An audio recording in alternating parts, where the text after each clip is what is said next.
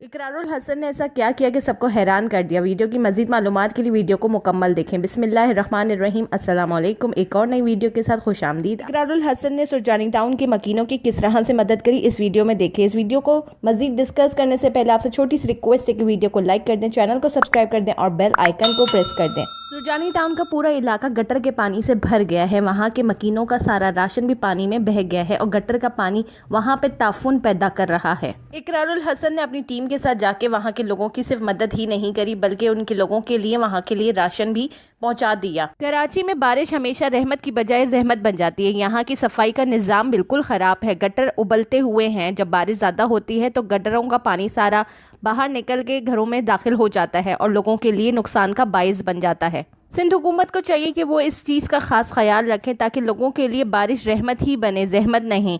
Video को मुकम्मल सुनने का शुक्रिया। वीडियो पसंद आए तो उसको ज़रूर लाइक करें। अपने कमेंट बार में कमेंट का इज़हार ख्याल ज़रूर करें। खुश रहें, खुशियाँ बांटें।